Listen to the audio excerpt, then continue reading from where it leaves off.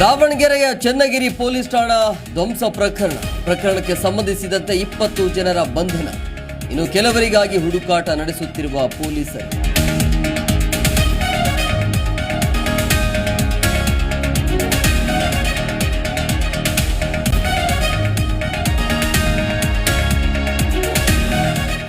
ಹಾಸನದಲ್ಲಿ car truck ನಡುವೆ ಭೀಕರ ಅಪಘಾತ, 6 ಮಂದಿ ಸಾವು, 5 ಪ್ರಾಣಾಪಾಯದಿಂದ ಪಾರು. ಹಾಸನದ ಈಚನಹಳ್ಳಿ ಬಳಿ ಘನಘೋರ ದುರಂತ.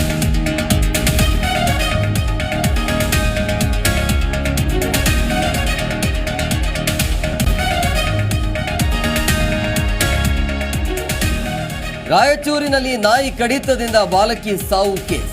ಜಿ ಕನ್ನಡ ನ್ಯೂಸ್ ವರದಿ ಬೆನ್ನಲ್ಲೇ ಅಧಿಕಾರಿಗಳು ಅಲರ್ಟ್. 9ಕ್ಕೂ ಹೆಚ್ಚು ಬೀದಿ ನಾಯಿಗಳಿಗೆ ಆಂಟಿ ರೇಬಿಸ್ ಚುಚ್ಚುಮದ್ದು.